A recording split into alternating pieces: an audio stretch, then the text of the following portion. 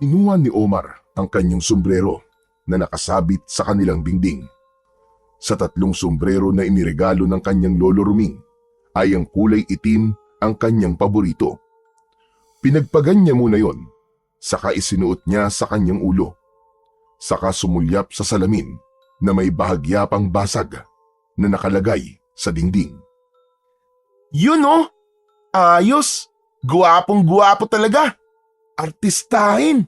Artistahin talaga ang dating ko! Kulang na lang tagahanga! Ganun ang ugali ng batang si Omar na nasa 10 taong gulang. Kapag napapatingin sa salamin ay kailangan purihin ang kanyang sarili. Wala namang masama doon, kundi nagbibigay pa yon sa kanya ng good vibes dahil sa positibo niyang tingin sa buhay. Para sa kanya, guwapo siya at yun din ang sinasabi ng kanyang lolo. Pero ang totoo, guwapo naman talaga si Omar. Sa totoo nga, tisoy nga ang tawag sa kanya ng ibang mga kalaro niya. Ampun lang ni Lolo Ruming si Omar. Ulila na ito sa mga magulang. Pero ganun pa man, hindi nagkulang si Lolo Ruming ng pagmamahal sa bata. Okay, pwede ko nang puntahan ng kaibigan ko si Eman. Usapan namin na may pupuntahan kami ngayon. Kailangan ko na magpaalam kay Lolo Ruming. Teka, nasan nga pala si Lolo? Nasan ba yun? Ay, ayun! Nakaupo sa kanyang paboritong upuan. Lumapit si Omar upang magpaalam sa kanyang lolo. Lolo Ruming? Aalis lang po ako Hindi umimik si Lolo Ruming. Tila walang narinig ang matanda, kaya inulit ni Omar ang kanyang pagpapaalam. Lo, aalis lang po ako. May pupuntahan po kasi kami ni Eman Wala pa rin itong kibo. Hala, nabingi na yata ang lolo ko Teka nga. Inilapit ni Omar ang bibig sa tenga ng lolo at saka inilakas ang boses. Lolo! Aalis lang po ako! Sa ginawang yun ni Omar, isang sapak ang pinakawalan ni Lolo Ruming na nagulat sa ginawa ng apo. Aray ko naman! Aray! Parang tumabingi yata yung mukha ko, Lolo Lolo naman, ang sakit nun Parang nabigyan mo ako ng isang straight punch ni Manny Pacquiao Kasalanan mo kasi! Nanggugulat ka Alam mo namang ibang nagagawa ko kapag ako'y ginugulat. Lolo naman, masyado kayo mapanakit. Aray, ang sakit talaga ng panga ko. Hindi ko na may bukas yung bibig ko, nadurog yata. Sa susunod kasi, abay huwag ka nang gugulat. Alam mo may malalim akong iniisip tapos gugulatin mo ko. O yan ang napala mo. Teka, bakit ba Omar? Ano bang sasabihin mo sa akin? Lolo, magpapaalam lang po sana ako Aalis po ako, may pupuntahan po kami ng kaibigan kong si Eman. Yun lang pala sasabihin mo nanggugulat ka pa. Lolo, bakit po ba kayo nakatulala kanina? Para kasing naglalakbay sa malayo ang isipan niyo Ano po bang iniisip niyo? Napangisi ang kanyang lolo Rumi sa tanong ng bata. Wala ka na ron. Sa akin na lang yun. Nako si Lolo, mukhang in love Anong inlab-inlab ang sinasabi mo dyan? Sa teenager lang yon. Bakit nga po kayo napapangiti? Pwede niyo naman po sabihin sa akin Kung gusto niyo, ilalakad ko pa po kayo Hindi na. Kayang-kaya ko na ito. Sige na, umalis ka ng bata ka. Puntahan mo na ang kaibigan mo si Eman. Okay, sige po Lolo. Mamaya ikwento niyo na lang po sa akin kung saan kayo dinala ng pangarap niyo habang gising kayo Bye-bye po Lolo. Sweet dreams! Iniwan na ni Omar ang kanyang lolo Ruming. Napangiti na lamang ang matanda sa kanyang apo. Iba kasi ang turingan ni na Omar at Lolo Ruming. Bagamat malayo ang agwat ng kanilang edad, ay para lamang silang magtropa. Hindi kasi istrikto ang matandang lalaki sa kanyang apo at kaibigan ito para sa kanya. Samantala, sa bahay kung saan nakatira ang kaibigan ni Omar na si Eman, ay nakagayak na rin ito upang magkita sila ng kanyang kaibigan. Nakita si Emma ng kanyang lola Pasing. Saan ka na naman pupunta, bata ka ha? Lalayas ka na naman. Diyan lang po ako, Lola. Anong dyan lang ang sinasabi mo? May pupuntahan lang po kami ng kaibigan ko si Omar. Gagala kayo dalawa. Ang galing nyo naman. Hindi nyo ba alam yung balita kumakalat ngayon? Aba, may nakikitang aswang dito sa baryo natin at may mga pinatay na silang mga alagang hayop. Lola, hindi naman po kami hayop ni Omar eh. Tao po kami. Aba, gasking bata ito at namimiloso pa. Sabi niyo po kasi, hayop po ang inaatake ng mga aswang eh. Ngayon, hayop lang. Pero sa susunod na araw, ay tiyak ko na tao na ang lalapain nila. At uunahin nila ay ang mga batang layas na kagaya mo, Eman. Hala, grabe naman si Lola. Teka Lola, ang pihi ka naman ng mga aswang na yun? Mga galang bata lang ang bibiktimahin nila? Ay nako, Eman. Malapit na talaga ako mapikon sa iyong bata ka. Saka, sa gabi lang naman po gumagala ang aswang na yun eh. Araw na araw pa po kaya natutulog pa po yun sigurado. Di po ba sabi nila ang aswang daw ay tulog po sa araw at sa gabi lang gumagala? Ikaw talaga bata ka. Napakarami mong palusot. Sige na po Lola, saglit lang naman po kami ni Omar eh. Papayag ako, pero huwag kayo magpapagabi ha. Saka huwag lalayo. Baka kung saan-saan kayo makarating. Hindi po Lola, promise po. Umayag na rin si Lola Pasing upang makipagkita kay Omar si Eman. Matalik na magkaibigan ang dalawang bata. Samantalang sina Lola Pasing at Lolo Ruming ay dating magkarelasyon, subalit hindi nagkatuluyan dahil sa iba't ibang kadahilanan. Nagkita ang magkaibigang si Omar at Eman malapit sa malaking puno ng mangga sa paanan ng bundok. Doon ang paborito nilang tambayan at madalas din doon sila bumubuo ng kanilang mga pangarap sa buhay. Nag-high five at nag-fist bump pa ang magkaibigan. Masaya sila na akala mo ba'y matagal nang hindi nagkita. Eman, Chong, akala ko hindi ka na darating eh. Chong, may isang salita to, it's no? Alam mo naman yun, di ba? Naisip ko kasi baka di ka pinayagan ng lola mo eh.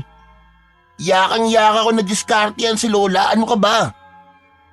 Ang importante, napapayag mo siya, di ba? Muntik na nga di pumayag eh, kasi nga may kumakalat doon na balita tungkol sa aswang na gumagala. Oo nga pala, narinig ko rin yun eh. Pero si Lolo, pinayagan pa rin niya ako. Siguro dahil nakalimutan niya yung balitang yun. Paano? Bising-busy siya sa pag-iisip eh. Tungkol saan naman ang iniisip ng lolo mo? Ano pa nga ba? Di kung paano magkaroon ng jowa. Teka. Ang Lola Pasing ko ba yun? Ewan ko. Pero sana nga, magkabalikan na sila. Di ba, okay lang naman na maging sila uli? Oo naman, ayos na ayos sa atin yun. Kaya nga lamang tinatarayan palagi ng lola ko ang lolo mo. Hanggang ngayon galit pa rin siya kay Lolo Ruming. Oo nga pero sabi ni Lolo, magtsatsaga daw siya para mapaibig uli ang Lola Pasing mo. Ay, grabe! Kinikilig naman ako. Sana nga, magkatotoo yun. Oo nga abangan na lang natin. Teka, saan nga pala tayo? Sabi mo meron tayong pupuntahan. Oo nga, hahanap tayo ng gagamba ngayon. Para meron tayong gagamitin panlaban sa wrestling ng mga gagamba. Ay, oo nga pala no. O sige, humanap tayo ng matapang na gagamba. Yun daw may kulay na batik-batik yung matapang. Hindi daw umuurong yun. Palaban daw talaga yun. O sige, yun ang hanapin natin. Bilang mga bata, ay ganun kasimple ang problema at pinagkakaabalahan ng magkaibigan. Dahil mas lamang sa isipan nila ang paglalaro. Hindi rin nila inaalintana ang panganib sa kanilang buhay. Nagtungo na nga ang magkaibigan sa lugar na malapit sa lawa na kung saan ay may mga tanim na bakawan o mangrove. Madalas ay naroon daw Sa mga natutuyong bakawan, ang matatapang nagagambang batik-batik ang kulay. Kailangan makahanap sila nun. Kapag higit sa 2 ang kanilang nakita, ay ipagbibili nila sa kanilang mga kalaro ang gagambang makikita. Kaya magkakaroon pa sila ng pera. Sigurado ka, Eman, na merong bibili sa atin ng mga gagambang mahuhuli natin? Oo naman, Omar. May nagtatanong na nga sa akin eh. Magkano naman natin ipagbibili? 10 piso kapag medyo maliit. Yung malaki, 20. Aba, ayos pala yun ah. Saka minsan nga, di lang mga batang katulad natin ang bumibili, kundi pati na rin yung mga malalaki na. Yung mga tambay na mahilig magsugal. Hala, totoo ba? Ginagamit nila sa sugal yung gagamba? Oo, pinagre-wrestling nila tapos may pustahan. Pero, Eman, ayoko ng sugal eh. Hindi maganda ang sugal. Yun ang kabilin-bilinan sa akin ni Lolo Ruming. Wag na wag daw ako magsusugal. Kasi panira law ng buhay yun. Tama ka, si Lola Pasing din eh. Ayaw din ng sugal. Sabi nga niya kapag nalaman niya daw na susugal ako, babalatan daw niya ako ng buhay. Oo, galit talaga sa sugal yun. Paano? Kasi yun ang ikinamatay ng lolo ko. Ano? Nagsugal lang namatay na? Hindi ganon. Kasi daw, nagkaroon ng maraming utang dahil sa pagsusugal. Tapos, pinatay nung inutangan. Paano? Hindi na mabayaran yung utang. Tapos, nagtago daw yung lolo ko nang makita ng taong inutangan. Ayun, tinira. Patay. Hala, nakakalungkot naman palang sinapit ng lolo mo. Kaya nga galit na galit si Lola sa taong sugarol eh. Panira daw talaga ng buhay ang sugal. Ang dami na natin pinag-usapan. Tara na nga, umpisa na natin ang paghanap ng gagamba para hindi tayo abutin ng gabi. Kasi mag-aalala ang lolo ko at lola mo kapag inabot tayo ng dilim. Oo nga, lalo na't napapabalita yung pagkakaroon ng aswang dito sa Baryo Balimbing. Sinimulan na ng 2 bata ang paghahanap ng gagamba na gagamitin nila sa kanilang paglalaro. Sinuyod nila ang mga natutuyong puno ng bakawan.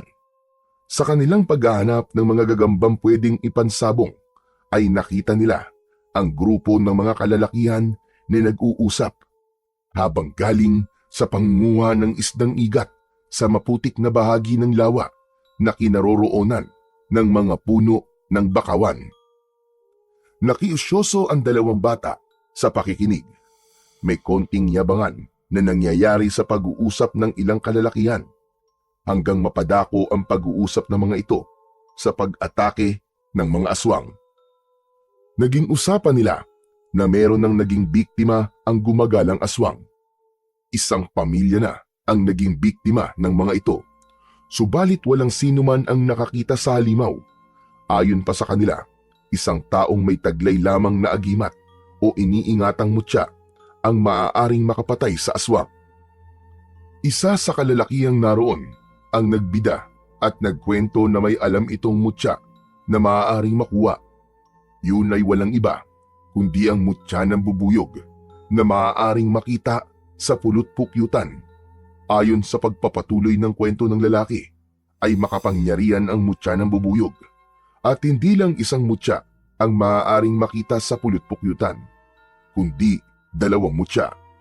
Kambal na mutya na nagtataglay ng pambihirang lakas at kapangyarihan. Kaya ang makakakuha nito ay maaaring lumaban sa gumagalang aswang. Nagkatinginan ang 2 bata dahil sa kanilang mga narinig. Oo nga't kwento-kwento lang yun, subalit kung minsan ay meron yung katotohanan. Tig-isang gagamba lang ang nakita ni na Omar at Eman. Hindi na sila nagtagal sa paghahanap ng gagamba dahil papalubog na rin ang araw. Habang naglalakad papauwi ang 2 bata, ay hindi na maalis sa isip nila ang mga narinig mula sa mga kalalakihan. Totoo kaya yun, Eman? Yung sinabi ng lalaki? Ako nga rin nag-iisip eh, kung dapat bang paniwalaan ng mga sinabi niya. Pero alam mo, Eman, may naisip ako. Ano yun, Chong? Maaari nating subukan. Ang alin?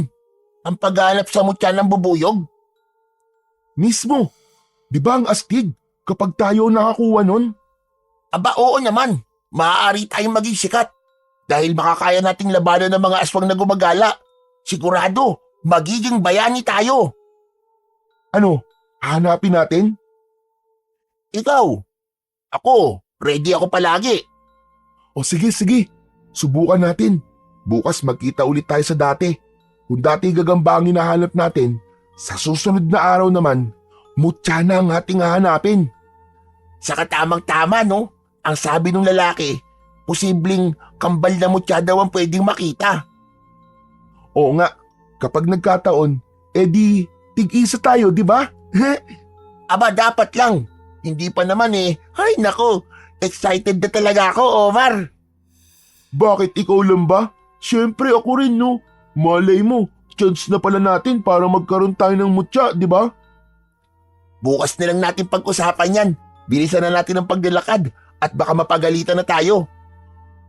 Nagmamadali sa paglalakad ang dalawang bata. Si Omar ay umuwi na sa kanila. Nag-aabang ang kanyang lolo sa pinto ng bahay nang dumating ito.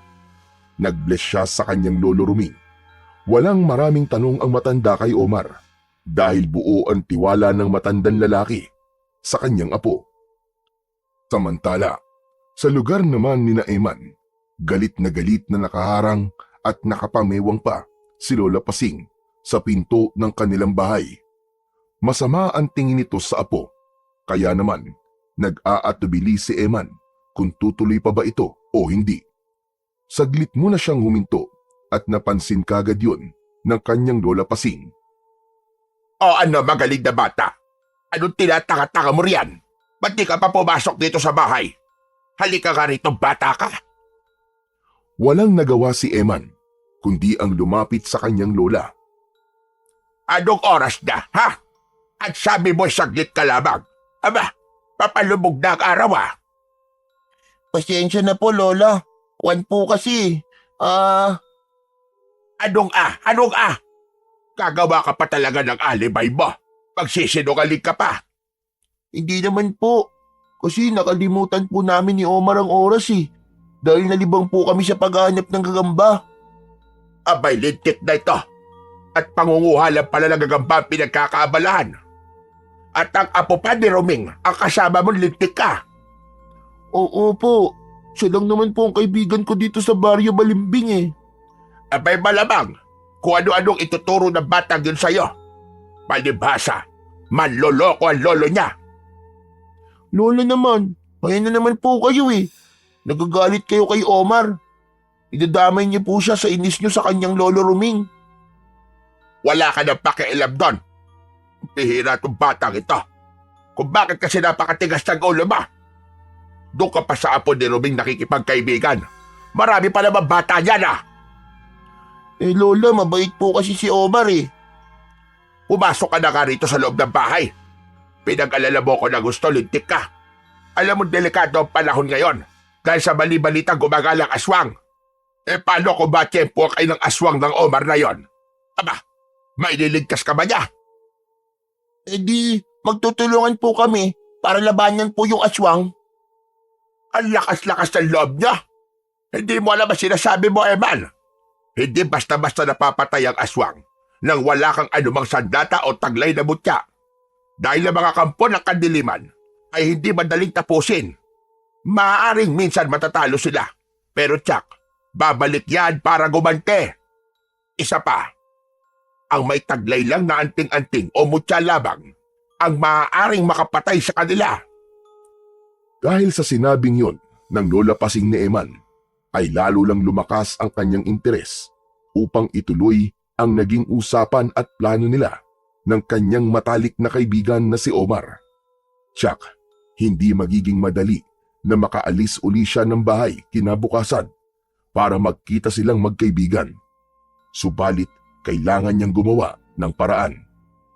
Nang gabing yon, ay halos hindi makatulog si Omar. Paulit-ulit na umaalingaw-ngaw sa kanyang diwa kapag ipinipikit ang kanyang mga mata ang mga narinig nila ni Eman na pag-uusap ng mga kalalakihan tungkol sa mutya ng bubuyog. Samantala, ganun din si Eman. Ayaw itong dalawin ng antok. Naiisip niya ang tungkol sa narinig nila ni Omar.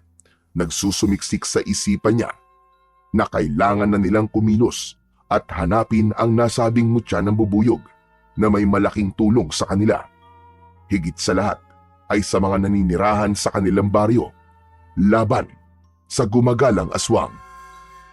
Samantala, sa isang tagong lugar na malapit lamang sa baryo Balimbing, ay doon nagkukubli at naninirahan ang siyang may pakana ng gumagalang aswang na napapabalitang nagdadala ng kilabot sa baryo. Bartolo! Bartolo! Bartolo! Madam Manuela, may kailangan po ba kayo sa akin? May pag-uutos po ba kayo? Oo, sana. Kaya nga kita tinatawag, hindi ba? Dahil may ipapagawa ko. Entiendes? Yes po, madam. Gusto ko ng sariwang dugo ng bagets. Ihanap mo ko, Bartolo. Alam mo naman na hindi ko lang iniinom ang dugo, kundi inahalo ko rin yung sa aking pampaligo para manatiling sariwa at makinis ang aking kutis. Saan po ba ako hahanap, madam? Saan po? Tonto! Di lumabas ka. Gamitin mo ang utak mo. Magsaswang ka, ganga. Gumala ka kahit saan at dalhan mo ko ng bagets para makuha lang ko ng dugo. Sige po. Masusunod po, madam. Gawin mo na dahil gumagaspang na ang aking kutis at yakin mo na hindi ka papalpak dahil oras na pumalpak ka, alam mo na ang mangyayari sa iyo. Opo, madam. Ikukulong niyo po ko sa loob ng drum at hindi po ko pakakainin maghapon. Tama, korek ka dyan. Kaya mainam yung nagkakaintindihan tayo, okay? Walang nagawa si Bartolo kundi ang sumunod sa gusto ng kanyang amo na si Manuela. Si Manuela ang pinuno ng mga bagong henerasyon ng mga aswang na naghahasik ng lagim. Ang tingin nila sa mga tao ay alipin, pagkain at dapat lipulin upang mapalitan ng lahi ng mga aswang. Kaya naman, upang hindi maikulong sa loob ng drum at di magutom si Bartolo, ay sinimulan na niyang lumabas at humanap ng biktima at ayon nga sa kanyang pinuno ay isang bata ang gusto niya dahil nagtataglay ito ng sariwang dugo na kanyang kailangan. Balikan naman natin ang magkaibigang Omar at Eman. Ngayong araw ang nakatakda para sa kanilang napag-usapan. Dapat silang magkita sa kanilang tagpuan upang gawin ang paghahanap sa mutya. Tuwang-tuwa si Omar nang makita na nakabihis ang kanyang lolo Ruming. Ibig sabihin kasi nun ay may pupuntahan ito. Kaya hindi na niya kailangan magpaalam sa pagkikita nila ni Eman. Lumapit ang bata sa kanyang lolo. Nakatitig ito sa matanda habang nasa harap ng salamin. Aba, ayos na ayos yan, Lolo Ruming ah. Posturang-postura kayo ah.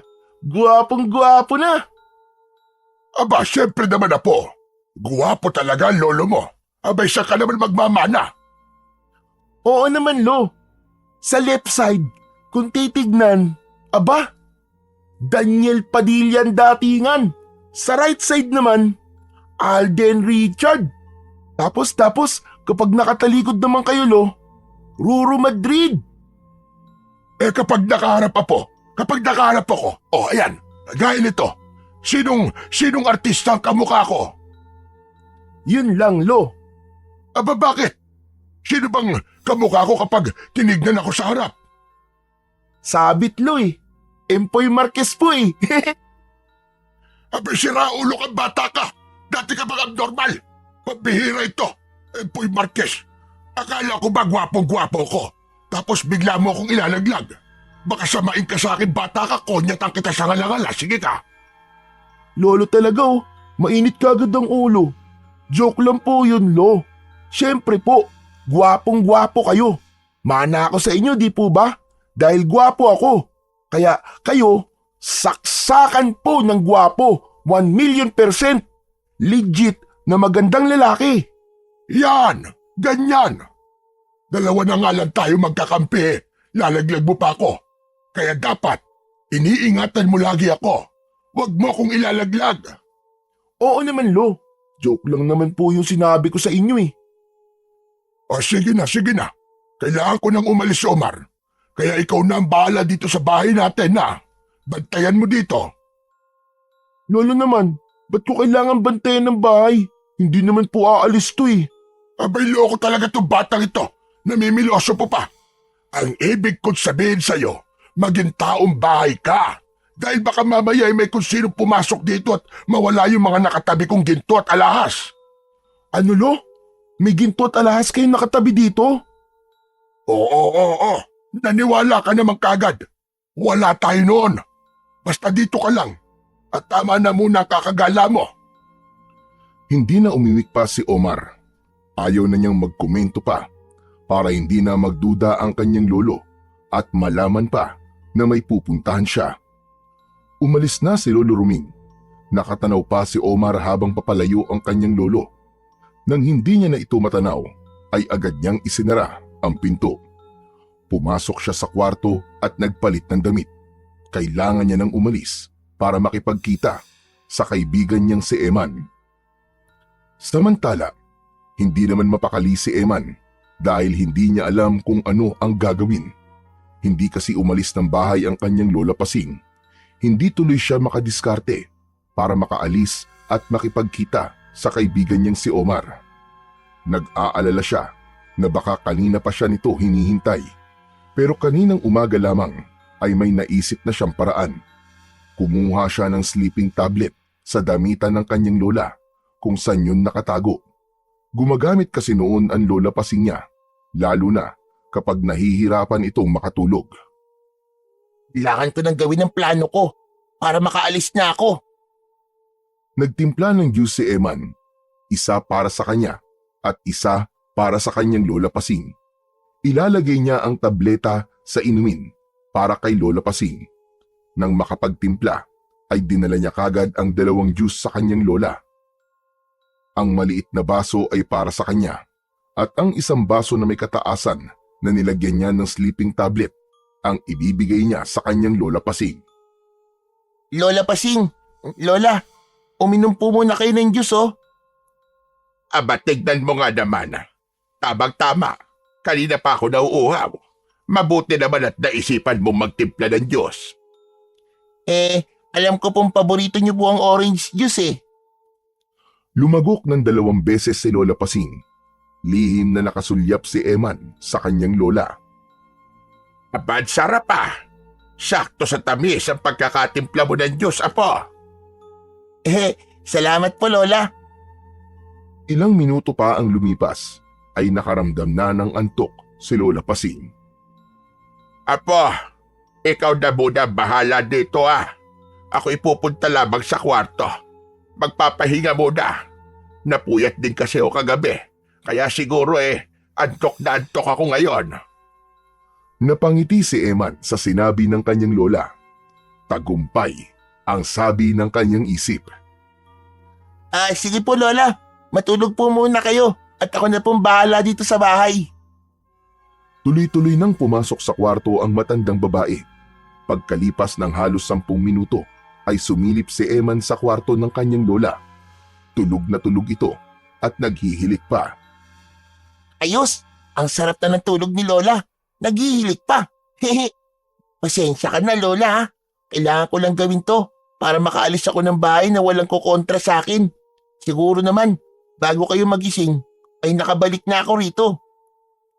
Nagpalit lang ng suot na t-shirt si Eman at umalis na rin ito upang magtungo sa tagpuan nila ng kaibigang si Omar. Tumatakbo si Eman nang dumating sa may puno ng malaking mangga na tinatambayan nila ng kanyang kaibigan. Naroon na si Omar at naghihintay na sa kanya. Oh, ba't ngayon ka lang, Chong? Ang tagal mo ah. Pasensya ka na, Chong ha. Hindi agad ako nakaalis eh. Alam mo namang napakaigpit ng magbantay ng lola ko. Buti naman at pinayagan ka. Hindi ako nagpaalam. Gumawa lang ako ng paraan para makaalis. Okay na yun. Basta ang importante, nandito ka at nakarating ka na. Tama ka dun, Chong. O paano? Tara na? Teka lang, saan ba tayo maghahanap ng bahay ng bubuyog? Alam ko yun. Dun, sa may burol, malapit sa may madamong lugar. Dun na mamahay ang mga bubuyog eh. Minsan na akong nagawi dun eh. O sige. Sana may makita kagad tayo, no? Sigurado yun. Magtiwala ka lang, Omar. Hindi na nga nag-aksaya pa ng oras ang magkaibigan. Mahalagang makahanap kagad sila ng kanilang pakay dahil hindi rin maaaring magtagal sila. Hahanapin sila ng kanilang lolo at lola, bagamat walang katiyakan kung may matatagpuan kagad silang bahay pukyutan, subalit umaasa sila. Pagdating ng dalawang bata sa pakay nilang lugar, ay isa-isa nilang sinisilip ang mga puno na naroon. Nagbabaka sakali na may matatagpo ang bahay pulot-pukyutan na siya ring kinaroroonan ng mutya na kanilang hanap. Teka lang, mabuti pa kaya, Chong, maghiwalay tayo. Tama. Magandang ideya yan, Chong. Tapos, kung sinong una makakakita ng pulot-pukyutan, ay mag-iingay na lang. Okay, sige. Baka makakita kagad tayo kapag nagkanya-kanya tayo ng hanap. Hanggang sa naghiwalay na nga ng lakad ang dalawang bata. Si Omar ay sa direksyong pasilangan at si Emma naman ay sa gawing kanluran. Panay ang sipat ni Omar sa mga punong dinaraanan. Kaya lang, wala pa rin siyang makitang pulot-pukyutan. Napapakamot na lamang siya sa ulo. Pakiramdam niya, mamalasin pa sila sa araw na yon. Subalit kailangan niyang magtiyaga. Ipinagpatuloy niya ang paghahanap nang marinig niya ang ingay ni Eman. Sumigaw ang kaibigan niya. Aba, sigaw ni Eman yun ah. Mukhang nakadali na yata siya. May nakita na siguro. Naulit ang sigaw nito, bagay na ipinagtaka niya. Teka, parang hindi naman ganun dapat ang sigaw niya. Dapat tinatawag niya ang pangalan ko, pero mukhang may kinakatakutan siya. Hala, sandali nga, pupuntahan ko na lang siya. Agad na pinuntahan ni Omar ang lugar na pinagmumulan ng sigaw ni Eman, hanggang sa nakita niya na may lalaking kaharap ito. Lagot, naloko na. May ibang dahilan pala kung bakit sumisigaw si Eman. Hindi niya pwedeng pabayaan ang kaibigan niya. Lumapit si Omar sa mga ito. Teka po. Please lang, huwag mong saktan ang kaibigan ko. Bakit kayo masasaktan kung sasama kayo sa akin? Si Bartolo ang lalaking nasa harapan nila, ang alalay ni Manuela na inutusan upang humanap ng mga bata para sa kailangan nitong sariwang dugo. Ba't naman kami sasama sa'yo? Hindi ka nga namin kilala eh. Saka tignan mo nga yung itsura mo. Nakakatakot ka. Mukha kang hindi ka ba magkakatiwalaan? Sige, laitin mo ko, bata. Kung di, may paglalagyan ka talaga sa akin. Sino ka ba at anong kailangan mo sa amin ha? Kailangan ko kayong dalawa. Kapag nadala ko kayo, matutuwa ang aking madam. Nagkatinginan sina Omar at Eman. Sino kaya ang madam na sinasabi ng lalaking kanilang kaharap? Kaya sige na, sumama na kayo sa akin. Maraming pagkain at mga laruan akong ibibigay sa inyo. Hindi. Busog pa po kami. Saka gagamba lang. Ayos na sa amin na maging laruan. Oo nga. Ayaw po namin sa laruan plastic. Ang gusto namin yung gumagalaw. Kaya yun, yung gagamba ang paborito naming laruan. Ganun Ayaw niyo sumama Inilabas ni Bartolo ang isang punyal at tinakot ang dalawang bata. Matalas at matulis ang punyal na hawak nito. Teka. Anong gagawin mo sa amin, Manong? Hindi ko kayo maisasama ng buhay. Mas madali ko kayo maisasama kapag patay na kayo. Ano? Papatayin mo kami? Seryoso ka? Sa tingin mo nagbibiro ako, ha, bata? Itong mukhang ito, nagbibiro? Mukhang hindi. Kasi sa pangit mong yan, hindi ka nga nagbibiro. Chong, anong gagawin natin ngayon? Ano pa nga ba? Kundi ang… Takbo! Hoy, sandali, Chong! Huwag mo akong iwan dito! Kumaripas na ng takbo ang magkaibigan. Sinundan sila ni Bartolo na determinadong makuha ang 2 bata upang dalhin kay Manuela. Magkasunod lang sa pagtakbo sina Omar at Eman. Tinahak nila ang kasukalan upang doon hanapin ang kanilang kaligtasan sa kamay ng pangit na si Bartolo. Nagtago sila sa ilalim ng punong kahoy na may malaking sanga at makakapal na dahon. Ala, nasa na kaya siya? Huwag sana tayong makita rito, Eman. Sa lugar na hindi kalayuan sa pinagtataguan ng magkaibigan, ay naroon si Bartolo. Sinisipat ang bawat lugar at mga puno upang hanapin ang 2 bata. Kailangan niyang makita ang mga ito. Omar, ayun siya oh. Hinahanap tayo. Oo, nakikita ko rin siya, Chong. Huwag kang maingay. Baka marinig niya tayo. Habang nagkukubli ang 2 bata, ay may narinig sila mula sa gawing itaas ng punong kanilang kinaroroonan. Ugong yun ng mga bubuyog. Napatingala si Omar at nakita niya ang mga bubuyog na naroon sa bahay pukyutan. Ayos, Eman! Jackpot tayo! Tignan mo sa taas ng puno. Ang hinahanap natin pukyutan. Meron tong punong kinaroroonan natin. Aba, oo nga. Pinahirapan pa tayo sa paghahanap. Meron pala dito. O sige, Chong, anong gagawin natin? Di natin makukuha ang pulot pukyutan kung may humahabol sa atin. Habang kausap ni Omar ang kaibigan, ay isang bubuyog ang umiikot-ikot sa ulunan ni Eman. Tila ibig nitong dumapo. Chong, yung bubuyog, parang trip niyang maglanding sa mukha mo. Aba, lokong bubuyog to ah. Trip pa yatang humalik sa akin. Nagpaikot-ikot ang bubuyog. Sinusundan naman yun ng tingin ni Omar hanggang ang bubuyog ay biglang dumapo sa may ilong ni Eman. Hindi nito napigilan ang makiliti dahil sa pagdapo ng bubuyog sa tungki ng kanyang ilong. Dahilan upang mapabahing si Eman ng malakas. Ha? Aching!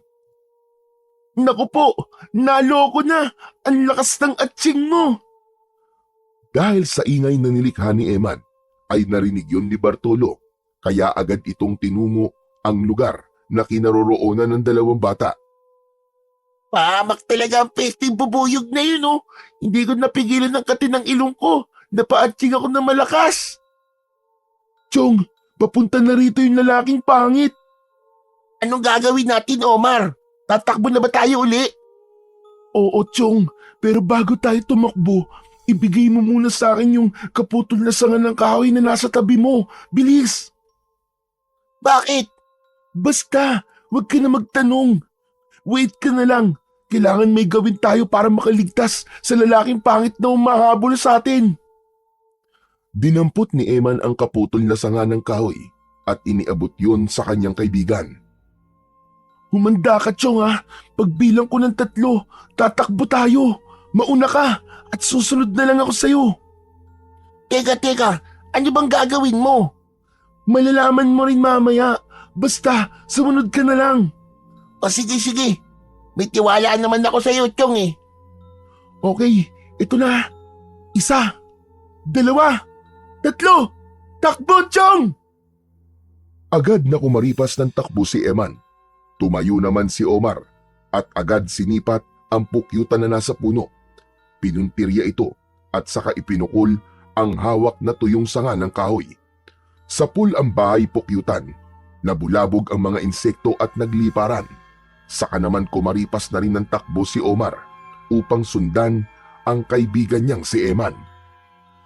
Natulala na may kasamang pagkabigla si Bartolo nang makita ang 2 bata na kumakaripas ng takbo papalayo. Bago pa siya nakakilos upang sundan ang mga ito, ay nakita niya ang napakaraming bubuyog na patungo sa kinaroroonan niya. Siya ang binalingan ng mga galit na insekto. Inatake siya ng mga ito. Mga bubuyog! Ang daming bubuyog! Aray ko! Aray ang sakit!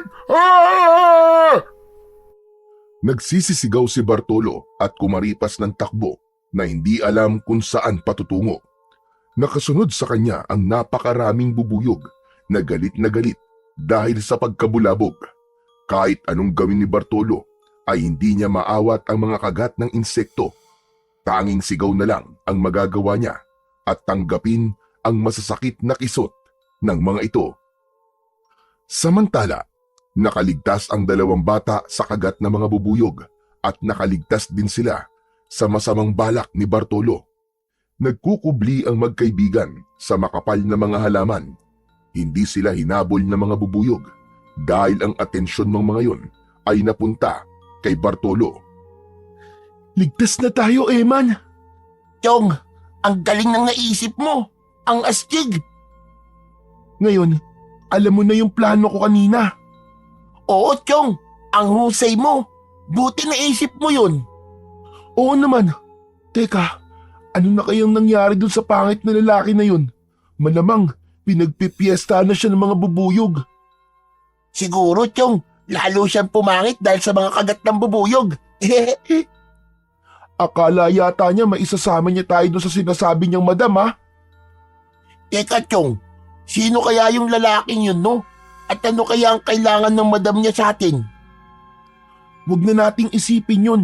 Ang mahalaga ngayon, ligtas na tayo. Chong, paano yung plano natin? Di ba may pukyutan dun sa inalisan natin kanina? Huwag ka mag-alala, Chong. Babalik tayo dun. Pero kailangan magpalipas muna tayo ng oras. Para mamaya, kalmado na ang mga bubuyog at hindi na tayo atakihin. Punong-puno ng kagat sa muka at katawan si Bartolo. Pinagsawaan siyang kagatin ng mga bubuyog. Hindi siya tinantanan ng mga ito. Hindi na niya magagawa pang sundan ang 2 bata. Nananakit na ang kanyang buong katawan, kaya ang kailangan niya ay umuwi na muna. Nang makarating si Bartolo sa tirahan nila, ay napasigaw ang kanyang madam nang makita siya. Ay! OMG! Impacto! Impacto! Hoy! Walang hiya ka! Sino ka? Basta-basta ka nalang pumapasok dito! Bartolo! Bartolo, nasan ka? Madam! Huminahon kayo, madam! Ako to! Ako si Bartolo! Anong ikaw si Bartolo? Pangit si Bartolo! Pero mas pangit ka sa kanya, Judas ka! Saka tignan mo nga yung itsura mo!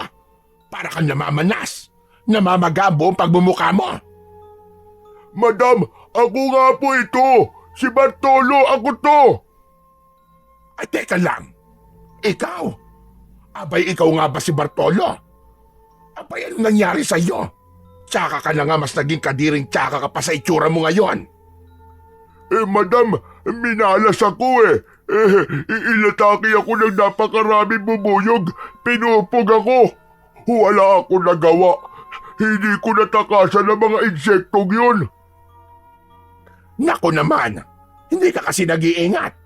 Mga bubuyog lang pala ang katapat mo. Sayang nga, madam. May madadala sana ako dito na 2 bagets. 2 batang lalaki. Oh, ano nangyari? Bakit di mo nadala rito ang 2 bagets sa sinasabi mo? Dahil nga sa mga bubuyog. Saka matatalino ang mga bagets na yun. Ang uutak nila. Hay nakwa, kahit kailan talaga. Inutil ka talaga, Bartolo. Napakasimple ng ipinag-uutos ko sa'yo. Tapos pumalpa ka pa.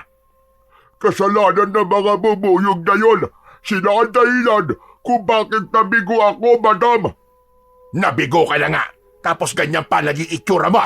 Namamaga ka. Babawi na lamang po ko sa susunod, madam. Pinapangako ko sa inyo, madadalhan ko kayo ng bagets. Abay, dapat lang. Dahil kung hindi, nako, hindi lang kita ikukulong sa drum. Baka ibaon na kita sa lupa. Sa kinaroroonan na magkaibigang Omar at Eman, ay lumabas na sila sa kanilang pinagkukublian. Marahil ay sapat na ang oras upang bumalik sila sa lugar na kung saan ay merong pukyutan. Umaasa sila na matatagpuan na nila roon ang mutya ng bubuyog na kanilang hinahanap. Naglakad na pabalik ang magkaibigan. Agad nilang narating ang lugar na iniwan nila nang tumakbo sila. Ang mga bubuyog na kaninay nabulabog at umatake kay Bartolo ay nagbalikan muli sa bahay pukyutan. Chong, ayan na naman sila. Nakadikit na uli sa bahay pukyutan. Kailangan mapaalis natin ang mga bubuyog, Chong, para makuha natin ang pulot pukyutan at mahanap natin ang mutya. Sada nga may makita tayo. Buti na lang, hindi nahulog tong lighter na nasa bulsa ko nang tumakbo tayo. Gagawa tayo ng siga, tapos uusok yun para maitaboy natin ang mga bubuyog. O sige, kukuha ako ng mga tuyong dahon para masimulan na natin. Sabik na ako makakita ng mutya ng bubuyog, Chong. Agad na umagilap ng mga tuyong dahon si Eman upang makagawa sila ng siga. Nang makaipon ng tuyong dahon ay sinindihan kagad yun ni Omar. Dinamihan nila ang tuyong dahon at nilagyan din nila ng sariwang damo upang hindi lumaki ang apoy, kundi lumikha lamang ito ng maraming usok. Ang usok na mula sa ginawa nilang siga ay tinangay ng hangin papunta sa bahay pukyutan. Dahil ayaw ng mga pukyutan ng usok, kaya naman nagsipag-alisan ang mga insekto. May mangilan-ngilan na iwan sa bahay ng pukyutan, pero kaya na yung gawan ng paraan ng dalawang bata upang hindi sila habulin o kagatin. Sapagkat nasa itaas ng puno at nakadikit sa sanga ang bahay pukyutan, kaya umakyat doon si Omar upang kunin yun habang nag-aantabay naman sa ibaba si Eman. Sandali pa'y nakuha din nila ang bahay pukyutan. Agad nilang hinanap ang mutya na ayon sa kanilang napakinggan ay nasa loob ng bahay ng pukyutan. Inisa-isa nilang tignan ang bawat sulok nun. May mga batang bubuyog ang naroon na hindi pa kayang makalipad. Hanggang may makita si Omar na isang tila matigas na puting bagay na nakasiksik sa bahay ng pukyutan. Nasasabik na kinuha yun. Nakatingin sa kanya si Eman, kaya tinignan din ito ang bahagi ng bahay pukyutan na kinakitaan ni Omar ng maliit na puting bato. Ang isang tila bato na ang kulay ay pinaghalong puti at itim na may batik-batik ang nakita ni Eman. Ayos! Ito na marahil yung mutya, Chong! Itong nakuha ko, malamang mutya din ito, Chong. Kung ganun, tama nga sila. May kambal na mutya ng bubuyog na makikita sa bahay ng mga pukyutan. Ayos! Natagpuan din natin, Chong. Jackpot! At tig-isa pa talaga tayo. Ayos to. Malalaman natin ngayon kung anong hiwaga ang ibibigay nito sa atin. Amaka, excited na ako, Chong. Tara, umalis na tayo dito. Tumayo na ang dalawang bata upang makauwi na. Masaya sila na natagpuan ang kanilang hinahanap. Subalit sa pagtayo nila ay nakita nila ang mga bubuyog na nakakalat at umiikot malapit sa kanilang kinaroroonan. Wala nang usok ang siga na kanilang ginawa, kaya nagsimula ng magsipagbalikan ang mga insektong naitaboy nila kanina. Malakas ang nilikhang ingay ng mga insekto na tila galit na galit ang mga ito. Naku po, nalintikan na. Parang may masamang pinaplano ang mga bubuyog, Chong. Kaya nga, Chong, mukhang delikado tayo. Parang gusto nila tayong gantihan dahil sa pagkuha at pagsira natin sa kanilang bahay. Iba ang kutob ko, Chong. Delikado tayo dito. Naku po, ayan na, patungo na sila sa atin. Delikado! Aatakihin nila tayo, bububugin tayo, Chong! Tara na, Chong! Basta, bilisan na natin! Nagmamadaling tumakbo ang magkaibigan. Dapat silang makalayo sa lugar na yon bago pa sila atakihin at pupugin at pagpiestahan ng mga galit na bubuyog. Walang lingon-lingon sa pagtakbo ang dalawa. Subalit, hindi sila nakaligtas sa kagat ng mga bubuyog. Nakagat si Omar sa ilong at si Emma naman ay sa kanyang tenga. Tig-isang kagat man ang kanilang napala mula sa umataking bubuyog, ay nag-iwan naman yun ng sakit na may kasamang pangangati. Nakatakas naman sila at nakabalik na sa kani-kanilang mga bahay. O hayan, iyan ang napapala ng isang makulit na bata. Kung bakit naman kasi pati bahay ng bubuyog ay pinakikialaman nyo ni Eman. Lo, napagtripan lang naman po namin eh.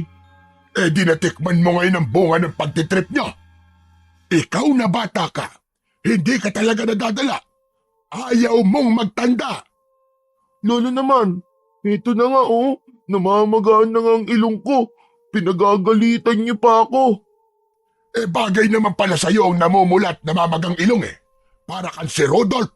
Rudolph the Red-Nosed Reindeer. Yung usa ni Santa Claus. Okay lang po kung ako po si Rudolph. Kayo naman po si Santa Claus. Dahil malaki ang tiyan niyo, Lolo Ruming.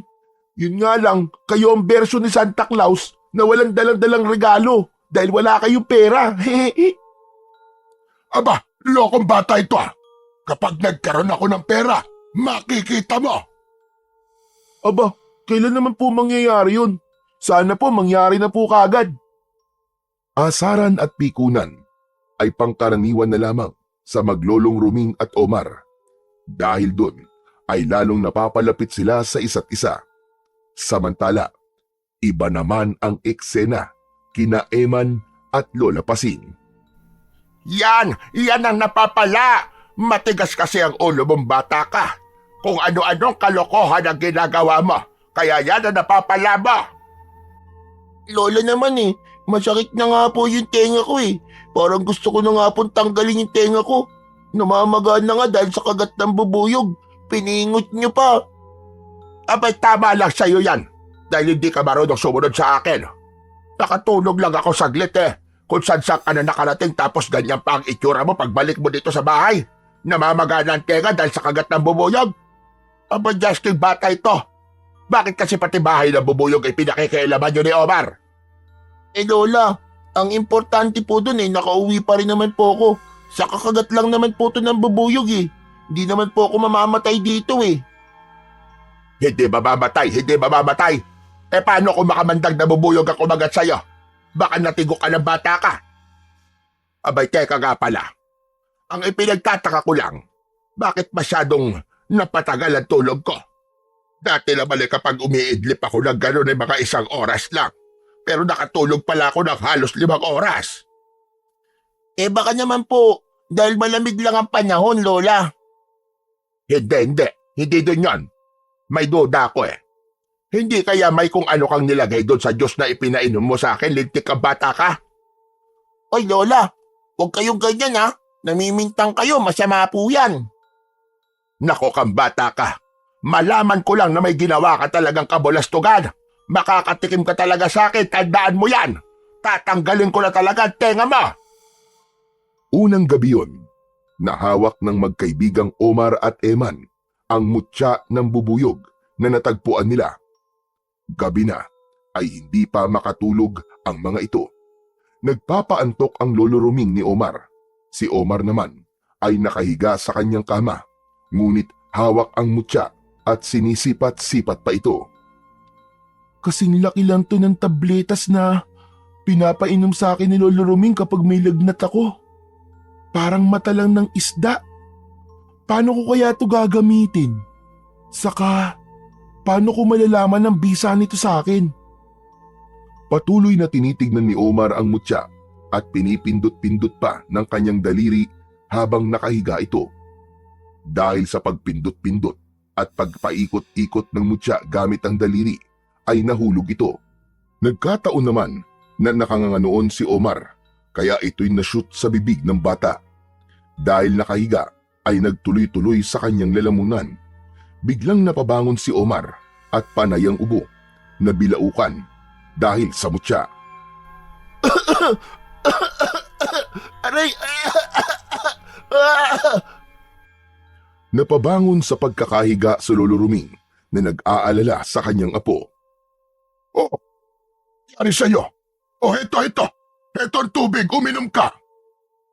Uminom naman si Omar, kaya ang mutya ay tuloy-tuloy na niyang nalunok. Naku po! Patay! Wala na! Anong patay? Anong wala na? Ano yung sinasabi mo, Omar? Kuwan po, Lolo. Yung ano po, yung candy po nalunok ko. Justin, bata ito. Matutulog na lang, nagkikendi ka pa. Tapos nakahiga ka pa. Talagang malulunok mo yon, mabubulunan ka talaga. Paano na kaya yun? Paano ko ba iluluwa to? Ba't may luluwa? Matutunaw naman yun sa tiyan mo. Hindi na nakakibupa si Omar. Hindi kasi niya kayang ipaliwanag at sabihin sa kanyang lolo kung ano ba talagang nangyari. Lalo na't hindi pa niya nababanggit dito ang tungkol sa mutya na kanilang nakita. Samantala, sa kabilang bahay, nag-iisa si Eman sa harap ng kubo. Ayaw pa niyang matulog, kaya naupo muna ito doon. Naisipan niyang kunin sa bulsa ng kanyang short ang kakambal na mutya na nakita nila ni Omar. Nilaro-laro sa kanyang palad at masusing pinagmamasdan ni Eman. Namamangha siya sa kakaibang kulay nito. Kung purong makintab na puti ang mutya na hawak ni Omar, ang hawak naman ni Eman ay mutya na may batik-batik na itim at mas malabo ang pagkaputi nito. Gaya ni Omar ay nagtataka rin si Eman kung paano nila ito magagamit at anong bisa ang idudulot nito sa kanila. Habang hawak at pinagmamasdan ni Eman ang mutya ng bubuyog na nasa kanyang kamay, ay narinig niya ang yabag at pagtawag sa kanya ni Lola Pasing na papalapit na sa kanya. Nataranta si Eman. Sa halip na itago nito ang hawak na mutya sa kanyang short, ay isinubo niya ito. Nag-alala siyang baka makita ng kanyang lola ang kanyang mutya. Hindi niya alam kung paano magpapaliwanag, kaya pinili niyang itago sa loob ng bibig ang mutya. Kaya nga lang, nang makalapit ang kanyang lola sa kanya, ay may mga itinanong ito. Pa, nawawala kasi yung alampay kong itim. Nakita mo ba? Umiling lang si Eman sa kanyang lola. Alam ko kasi, ipinatong ko lang yun sa may lamesa. Ikaw ang huling gumamit ng lamesa dahil kumain ka, di ba? Nasaan yung alampay na ipinatong ko doon? Nakita mo ba? Hindi makasagot si Eman dahil nakasubo sa bibig niya ang mutya. Subalit makulit ang kanyang lola at paulit-ulit ang tanong nito sa kanya. Magagalit ito kapag hindi pa rin siya sumagot. Napilitan si Eman na ibuka ang bibig upang magsalita. Subalit sa hindi inaasahang pangyayari ay dumulas sa bibig niya ang mutya at tuluyan itong nalunok. Uubo-ubo si Eman dahil sa nangyari. Oh, ano ba nangyayari sa'yo? Wala po. Wala po, Lola. Ano bang kinakain mo? At nalunok mo na yata. Ano po, Kwan po. Nasamid lang po ako sa paglunok ko po ng laway. Pero okay na po ako, Lola. Okay lang po ako. Okay na po ako, Lola Pasing. Aba, sandali lang. Namumutla ka yata. Napapano ka ba, bata ka? Wala po. Ayos lang po talaga ako. Sige po. Tara na pong matulog. Inaantok na po ako eh. Abay, o sige. Mabuti pa nga. At bukas ko na lang hahanapin yung alampay ko.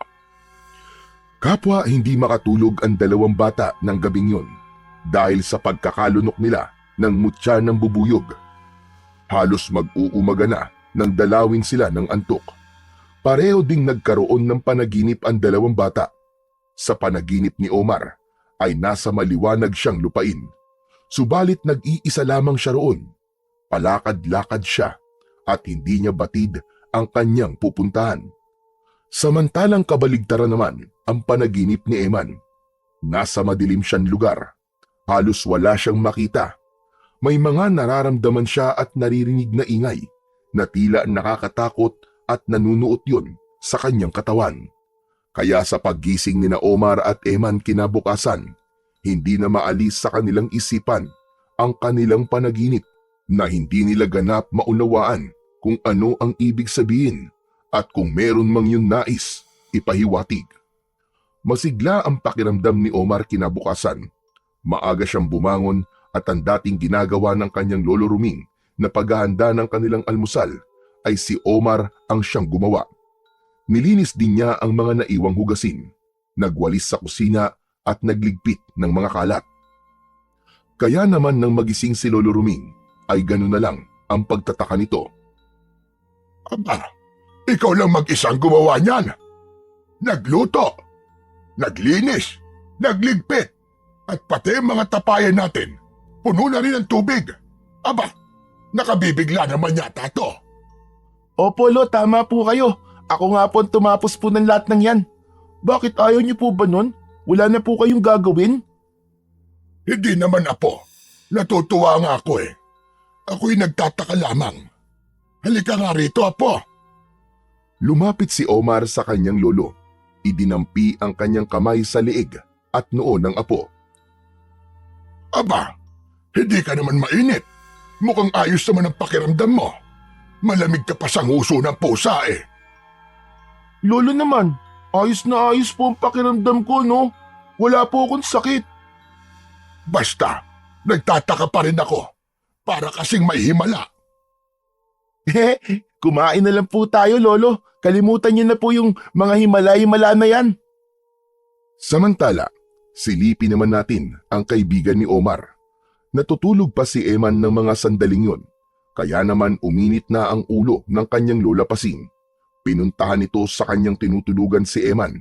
Ilang ulit na palo ng tsinelas ang ipinatikim nito sa apo. Jaski ka talaga, bata ka. Nasanay ka na ng ganyan. Tanghali na eh, namamaluktot ka pa riyan, batugan ka. Ano ba kayo, Lola? Wala kayong respeto sa natutulog. Ano ka mo? Ako pa kayo na walang respeto. Abay lintik na bata re ah. Hindi ka man lang bumangon na maaga at tulungan ako sa mga gawaing bahay. Naantok pa po ako eh. Ano po ba yun? Talagang ayaw mo ba bumangon? Lalo yatang nagiging matigas ang ulo mo ngayon, Eman ah. Yan bang napapalabo sa pagsama-sama doon sa apo ni Roming? Natututok ang sumagot-sagot at maging matigas ang ulo. Oh, si Omar na naman po ang nakita nyo. Huwag niyo po siyang idamay. Wala naman po siya dito eh. Nakaka-bad trip naman kayo, Lola. Aba, Jaski, bata ito ah. Ako pa talaga ngayon ang bad trip. Lokong bata ka. Ganyan ka na makasagot sa akin ngayon. Kapag hindi ka pa bumangon dyan, hindi lang palo ng tsinelas ang ipapatikim ko sa'yo, kundi 2x2 na ang ihahataw ko sa'yo. Tignan natin. Tinatakot niyo pa talaga ako eh. Di subukan nyo. At baka makalimutan kong lola ko kayo. Nanlaki ang mga mata at hindi makapaniwala si Lola Pasing sa naging sagot ng apo. Unang pagkakataon na sumagot ng ganun sa kanya si Eman, kaya hindi siya makapaniwala at labis niya yung ipinagtaka. Dahil nga sa pagbabago ng ugali ng apo, ay hindi napigilan ni Lola Pasing na pumunta sa bahay ni na Lolo Ruming. Kailangan niya itong makausap. Hoy, Roming! Roming, lumabas ka riyan! Mag-usap tayo! Roming! Roming, lumabas ka riyan! Lumabas ng bahay si Lolo Ruming na tila naiirita sa pagsigaw ni Lola Pasing. Kasama nitong lumabas si Omar. Ikaw ba'y tumatanda na ng paurong, Pasing? Bakit ka nag-iiskandalo dyan? Nagsisisigaw ka na para ka nasa bundok. Kahit hindi ka sumigaw, maririnig naman kita dahil hindi pa ako bingi. Bakit? Ako ba'y bingi ha? Yun ba ang gusto mong palabasin? Wala akong sinabing ganon. Ano ba problema mo at napasugod ka rito? Iyang apo mo, kung ano-anong tinuturo sa apo ko si Eman, nagiging palasagot at matigas ang ulo. Masamang impluwensya ang apo mo sa apo ko. Sandali lang. Paano mo nasabing may masamang tinuturo si Omar sa apo mo? Sinabi ba niya? Hindi. Pero ang laki ng pinagbago ng ugali ni Eman. Samantalang yung apo mo lang ang laging kasama nun. Teka lang po, Lola Pasing. Wala po akong masamang itinuturo po sa kaibigan ko. Texman po. Hoy, ikaw na bata ka. Huwag ka sumabat ha. Hindi kita kinakausap. Nagpapaliwanag lamang ang apo ko, Pasing. Hindi ko kailangan ng paliwanag niya. Manang-mana talaga ang apo mo sa kasamaan ng ugali mong buwisit ka. Mga manloloko! Abay teka, ba't naging manloloko ako? Akala ko ba itong apo ko ang problema mo? Ngayon bakit galit ka sa akin at sinasabi mong manloloko ko? Basta. Kaya hindi pa tayo tapos, Ruming. Humanda ka. Anong hindi pa tapos? May chance pa tayo magkabalikan, ganun ba? Yun ba ang ibig mo sabihin? Ay, sabi ko na nga ba, naghihintay ka lang. Buisit na, hindi yun ang tinutukoy ko na. Kung ano-ano sinasabi mo matanda ka. Ay nako, makaalis na nga. At lalo lang masisira ang araw ko sa hayop na ito. Gusto mong pagandahin ko ang araw mo? O heto, saluin mo ang aking flying kiss. Mwah! Wah! Ay, ang sama ng lasa ng flying kiss mo. Ay, Diyos ko, lasang panis. Ay, kunwari ka pa lasang panis at sabihin mo, sobrang tamis. Ganon. O heto naman ang ibibigay ko sa'yo. Flying kick. Hiya! Nagpakawala ng tadyak si Lola Pasing. Aray ko! Aray! Ang taas mo pala sumipa, Pasing! Aray ko din! Aray! Nabali yata ang buto ko sa balakang. Aray ko pa! Ay, sandali lang. Tutulungan kita, Pasing. Hindi. Bitiwan mo ako, Ruming. Huwag mong mahawak-hawakan ng bewang ko, bastos ka! Manyakis kang matanda ka! Ayaw mong hawakan kita. O ayan! Bumagsak sa lupa si Lola Pasing. Hayop ka talaga, matanda ka! Mapanakit kan talaga kahit kailan! Wala kang kwentang lalaki! Manloloko na! Mapanakit pa! Bago pa mapunta sa kung saan ang pagtatalo ng dalawang matanda, ay hinila na ni Omar ang kanyang lolo Ruming pabalik sa loob ng bahay. Nagpilit namang bumangon si Lola Pasing upang umuwi na ito na nagpupuyos sa galit. Sa kabilang dako, sa lugar na kinaroroonan ni Manuela at Bartolo, unti-unti nang nawala ang pamamaga ng katawan at muka ni Bartolo na pinupog ng mga bubuyog. Ring manatili ka lamang dito sa bahay, Bartolo. Sayang ang oras. Alam ko naman po yun, Madam Manuela. Kaya nga kailangan ko ng kumilos upang magawa ko ng inyong ipinag-uutos. Abay dapat lang, dahil sayang ang bawat oras. Hindi tayo nagpunta sa baryong ito nang wala tayong gagawin para sa kapakanan ng ating lahing aswang. At kung mahihirapan ka para sa mga ipinag-uutos ko, sabihin mo na kagad sa akin para humanap ako na makakatulong mo. Gagawin ko po yun, Madam. Huwag po kayo mag-alala. Dapat nang maiparamdam na mas powerful ang mga aswang na kagaya natin na tayong may karapatang mamalagi dito sa Earth, lalo na sa baryong ito. Ipapakalat natin ang ating lahi. Dapat ang lahi ng mga tao ang siyang maubos at paramihin ang lahing aswang, lalo na ang mga kauri ko na magagandang aswang, mga beautiful. Bongga, di ba? Kaya ng gabing yon ay minsan pang nagasik ng lagim ang mga kampon ni Manuela sa pangunguna ni Bartolo. Ang bawat biktima na mapapatay ay dinadala kay Manuela upang pigain ang dugo na ginagamit niya upang mapanatiling sariwa at bata ang kanyang katawan. Isa yon sa naging kasunduan nila ng Hari ng Dilim. Ang bawat dugong dadanak ay magbibigay ng kabataan kay Manuela. Dahil sa naging pagsalakay ng grupo ng aswang sa Baryo Balimbing, ay naghatid ito ng matinding takot sa mga naninirahan doon. Kasama na sa nag-alala ay si Lolo Ruming para sa apong si Omar. Sapagkat may pupuntahan ng matanda, kaya nagbili na lamang ito sa apo na iwasang lumabas-labas ng bahay, lalo na kung hindi agad siya makakauwi. Tanging pagsang-ayon lang ang naging tugon ni Omar dahil hindi niya maaaring kontrahin ang kanyang lolo, kundi ay magagalit ito sa kanya. Subalit nang wala na si Lolo Ruming, ay hindi napigilan ni Omar ang lumabas ng bahay. May hindi siya maipaliwanag na nararamdaman na humihila sa kanya upang lumabas at magtungo sa kakahuyan. Naalala niya ang pagkakalunok niya sa mutya ng bubuyog. Marahil may kinalaman dun ang nangyayari sa kanya. Nakarating sa may kakahuyan si Omar. May narinig siyang taong sumisigaw. Parang otomatikong kusang gumalaw ang kanyang katawan at hinanap ang pinagmumulan ng sigaw.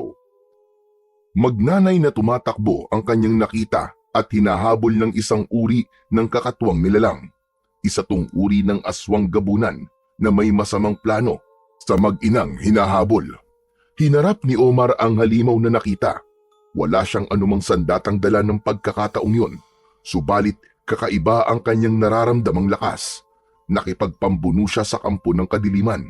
Nagtaka rin si Omar sa pambihirang kakayahan at lakas niya para harapin ang isang nilalang na mas malaki sa kanya at nagawa niya itong talunin.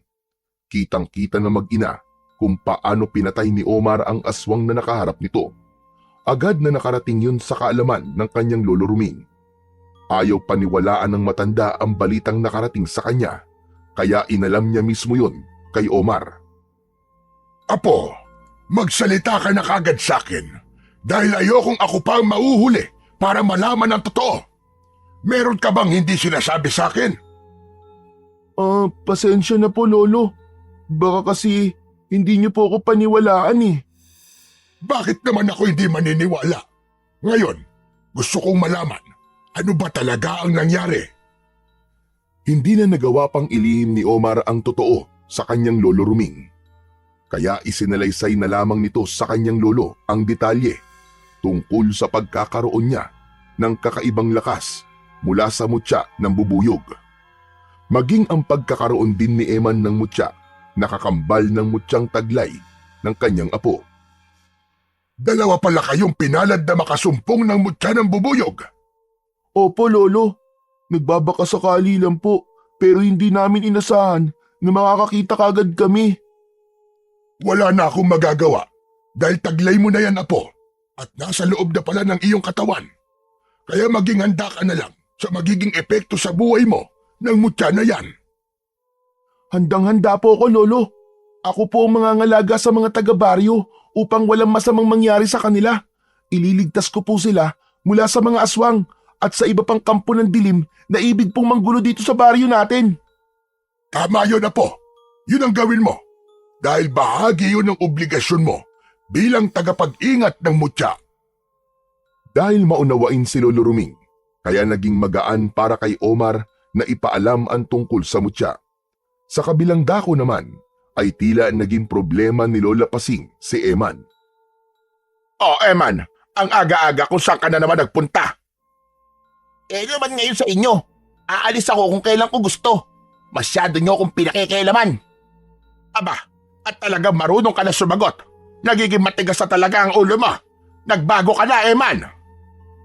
Paano hindi ako magbabago? Lahat na lang ng galaw ko pinakikailaman nyo. May sarili akong pag-iisip, Lola Pasing. Anong gusto mong bata ka? Pabayaan kita? Mabuti sana kung lahat ng ginagawa mo ay tama.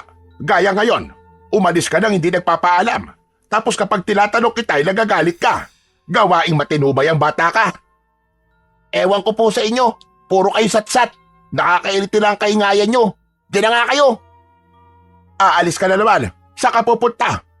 Abay, salbahing bata ito ah. Hindi na ako pinansin. Tuloy-tuloy nang umalis. Ano ba nangyayari sa apo ko?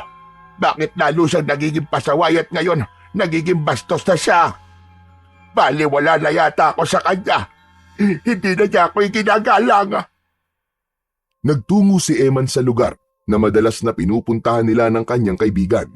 Doon muna siya magpapalipas ng oras. Ang totoo, hindi lang si Lola Pasing ang nagtataka sa kinikilos at ugali ni Eman, kundi maging siya mismo. Hindi rin niya maipaliwanag ang mga nangyayari sa kanya. Napasama ako ang loob ni Lola Pasing. Kaya lang, kapag pinagtataasan niya ako ng boses, naiinis kagad ako at hindi ko gusto na pinagagalitan at pinakikialaman niya ako. Hindi ko rin kaya kontrolin ang sarili ko na sagot-sagutin siya at bastusin. Bakit ganon? Ano ba itong nangyayari sa akin? Nag-iisa at nag-iisip si Eman ng mga sandaling yon nang di niya namalayan ang paglapit ng kaibigang si Omar. Ginulat siya nito. Bulaga! Sabi ko na nga ba, nandito ka lang, Chong eh. Buwisit ka naman oh, nanggugulat ka eh. Kung saktang kaya kita dyan, nakakairita ka ha. Pambihira naman to. Yun lang nagalit ka kagad. Dati ko namang ginagawa sa iyo yan ah. Ang gulatin ka, di ba? Dati yun, ayoko na ngayon. Nakaka-bad trip eh. Okay, sige na, sige na. Sorry na, patawad. Ikaw naman masyado kang high blood. Ay, siya nga pala, Chong. May gusto akong sabihin sa'yo. Ano ba yun? Sabihin mo na. Ang dami mong pasakali eh. Oo, ito na nga. Ano kasi? Nasubukan ko na ang bisa ng mutya ng bubuyog na nalunok ko. Nagbigay sa akin ng kakaibang lakas yun. Ang totoo, may iniligtas akong magnanay na inaatake ng aswang. Ang astig, Chong! Nagawa ko siyang talunin gamit lamang ang mga kamay ko. Kahit wala akong dalang sandata. Tama nga yung mga lalaki, Chong. May kapangyarihan ng mutya ng bubuyog. Saka, nasabi ko na rin to kay Lolo Ruming ko. Ang sabi nga niya, may binibigay talagang kakaibang power ang mutya eh. Eh ikaw ba, Chong? Di ba? Nasabi mong nalunok mo rin yung kakambal na mutya? Ano bang nararamdaman mo? Ganon din ba? Lumakas ka rin ba? At nagpiling superhero ka rin ba? Hindi agad nakasagot si Eman. Pumapaka pa siya sa isip niya nang sasabihin sa kaibigan sapagkat ang totoo ay hindi katulad ni Omar ang kanyang nararamdaman, kundi ang sa kanya ay pagiging magagalitin, mainitin ng ulo, bastos at kawalan ng respeto. Noon naisip ni Eman na yun nga kaya ay dahil sa mutya ng bubuyog na nalunok niya. Pero bakit ganun? Kambal na mutya ang nakuha nila, subalit magkaiba ang naging resulta sa kanila. Hindi niya masabi yon sa kanyang kaibigan. Oh, ano nangyari sa'yo? Bakit natahimik ka na yata? Sabi ko kung ano naging epekto sa'yo ng mutya ng bubuyog. Ha? Kwan? Wala pa. Aalamin ko pa lang. Bakit ganun? Eh di ba kambal na mutya naman yung nakuha natin? Sa akin, naramdaman ko na ang epekto. Tapos sa'yo wala pa. Eh wala pa nga eh. Bakit ba ang kulit mo? Ano ba magagawa ko kung wala pa? Eh wala pa nga. Oh, ba't galit ka na naman kagad? Nagtatanong lang naman yung tao eh. Bad trip ka kagad. Tinalikuran ni Eman si Omar. Iniwan nito ang kaibigan. Oh, sandali, saan ka pupunta? Hoy, ba't aalis ka na? Eman!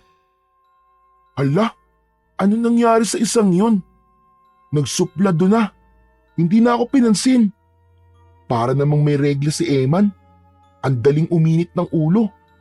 Ay naku, bahala na nga siya sa buhay niya. Baka may sumpong lang ang kaibigan ko. Samantala, hindi pa umuwi ng bahay si Eman. Ayaw din niyang gawin yun dahil tiyak magtatalo na naman sila ng kanyang lola. Kaya tumambay siya malapit sa ilog.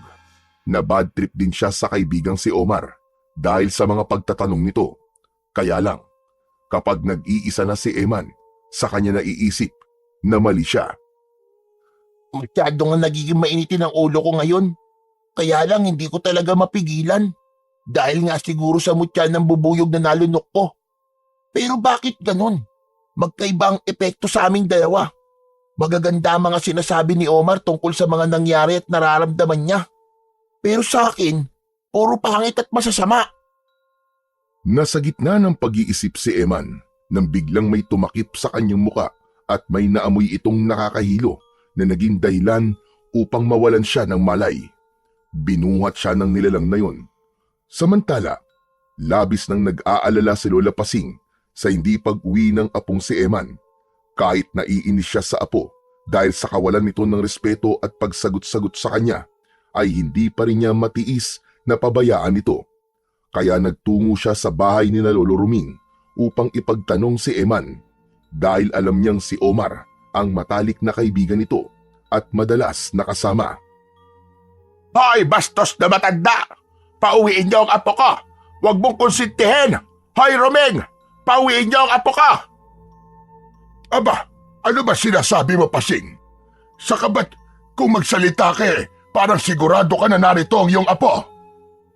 Di nga ba, nandyan siya at itinatago niyo ang apo ko? Lola Pasing, wala po rito si Eman. Kanina po nagkita kami po doon sa may tambayan po namin. Pero umalis din po siya. Nagalit po kasi sa akin eh. Di ko nga po siya maintindihan. Madali po siyang mainis. Nagtatanong lang naman po ko. Tapos, basta na lang po siyang umalis at hindi na po ako pinansin. O ano, nakita mo na, Pasing? Yang apo mo ang wala sa ayos. Mainitin pala ang ulo. Alam mo ba, Omar, kung saan nagpunta ang apo ko? Hindi nga po eh, kasi nababad trip daw po siya sa akin. Di ko nga po siya maintindihan, parang lagi po siyang galit. Dati naman po hindi po siya ganun eh. Malamang, nagmana dito sa kanyang lola na mainit palagi ang ulo na parang laging inuurungan ng regla. Parang leon na nabubuang. Hoy! Anong inurungan ng regla ang sinasabi mo, ha? Bakit? Hindi ka pa ba inuurungan ng regla? May period ka pa ba, ha? Wala ka na ron. Ikaw talaga, Ruming, kahit kailan ka. Bastos! Manloloko! Ha? Buisit! Diyan na nga kayo maglolo at baka pagbuhulin ko pa kayo dalawa. Nako! Iba talaga kapag matandang hindi pa nakakatikim. Mainitin ang ulo. Hayon, tinalikuran tayo. Nag-walk out na. Tapos, pati po sa akin nagalit. Lolo, ano po ba yung ibig niyo pong sabihin na hindi pa po nakakatikim kaya mainitin ang ulo? Ano po ba yung hindi pa natitikman ni Lola Pasing? Ayun ba? Sumang hilaw na walang balot. Po, meron po ba nun? May suman ba na hindi nakabalot? Nakong bata ka. Tama na nga kakausisa mo. Pero teka lang. Kung hindi pa umuwi ang kaibigan mo, abay siyang kaya nagpunta yon. Napaisip at napakamot na lang ng kanyang ulo si Omar dahil hindi rin niya kayang sagutin ang tanong ng kanyang lolo Ruming. Samantala, nagising na si Eman at palingalinga siya sa lugar na kanyang kinaroroonan. Hindi pamilyar sa kanya ang lugar na yon. Laking pagtataka niya nang makita na nakakadena ang isa niyang paa. Agad niyang pinakiramdaman ang kanyang sarili. Hinawakan ng leeg, tinignan ang katawan niya at mga braso. Naisip niya na baka kung ano ang ginawa ng nilalang na kumuha sa kanya. Subalit natiyak niyang buong-buo pa rin siya at walang sugat. Maya-maya pa ay naramdaman niyang may mga yabag na lumapit sa kanya. Napaurong siya nang makita ang kanyang mga kaharap. Pamilyar sa kanya ang isa sa mga ito.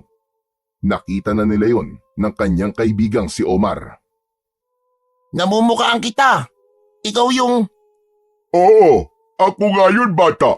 Ang nakita nyo ng kaibigan mo na pinagpiestahan ng mga bubuyog ang muka. Aba. Kung ganun pala, Bartolo, siya yung bagets na sinasabi mo sa akin. Oo, madam. At ngayon nga ay narito na po siya sa inyong harapan. Sayang nga lang, hindi ko nakita ang kaibigan niya. Sana dalawa silang may hahandog ko sa inyo. Teka. Anong gagawin niyo sa akin? May masama kayong plano, no? Papatayin niyo ako, no? Gagawin niyo akong pagkain, no? Bagets, mukha ba kami mga halimaw? Sa pretty kong ito? Halimaw sa tingin mo? Ganyan ang mga halimaw eh. Nagkukunwaring maganda at mabait. Tapos, magbabago ng anyo. Nagiging isang halimaw. Bright ka pala, Bagets, ha? Gusto kita. Gusto ko ang katalinuhan mo. Pakawalan niyo ako rito. Hindi ako papayag na patayin niyo ako at gawing pagkain. Pakawalan niyo ako. Pakawalan niyo ako. Nagwala sa galit si Eman. Subalit dahil limitado ang kanyang kilos dahil nakakadena ang kanyang isang paa, ay wala siyang nagawa. Subalit dahil naman sa nagpupuyo sa galit ang bata, ay may pagbabagong nakita sina Manuela at Bartolo kay Eman. Unti-unting umitim ang katawan nito at nagkaroon ng maliliit na balahibo. Ang muka ay kumulubot na nakakatakot. Naging tila taong bubuyog si Eman. Sa halip na matakot sina Manuela at Bartolo, ay nasiyahan pa sila. Tuwang-tuwa sa nakitang pagbabago ng bata. Dahil sa pagkakataong yun, ay meron din silang naramdaman. Ay! Bongga! Katulad ka namin, Bagets. Isa ka ring halimaw. Hindi ka man isang aswang, subalit iisa lang ang ating misyon, ang maghatid ng takot sa mga tao. Tama ka, madam. At dahil nasa poder natin ang Bagets na yan, gawin natin siyang alagad. Salinan mo ng kapangyarihan mo para maging kasama natin sa pag-aasik ng lagim. Malaki ang pakinabang natin sa kanya, sigurado. Tama ka, Bartolo. Sang-ayon ako sa naisip mo. Hoy, ikaw Bagets, mula ngayon, magiging kasama ka na namin. Pare-pareho tayong kikilos para magdala ng kilabot sa lugar na ito. Uubusin natin ang mga naninirahan dito at papalitan sila ng mga aswang. Sandali! Huwag kang lalapit sa akin! Huwag kang lalapit! Hoy, ikaw Bagets ha? Huwag ka na mag-inarte dahil pare-pareho lang ang likaw ng ating mga bituka. Gamit ang itim na kapangyarihan ay ipinasa ni Manuela kay Eman ang bahagi ng kanyang pagiging masamang nilalang.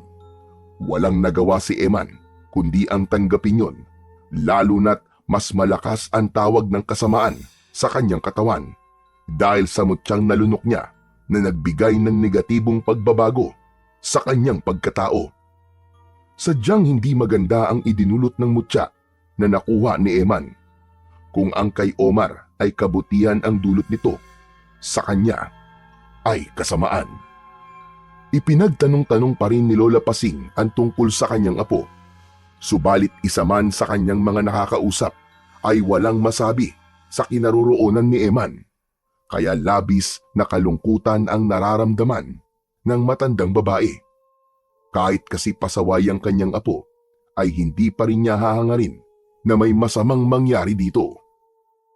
Nang sumunod na araw, ay nagtungo si Omar sa lugar na paboritong tambayan nila ni Eman. Nag-aalala na rin siya sa kanyang kaibigan. Hindi na rin ito nagpapakita sa kanya.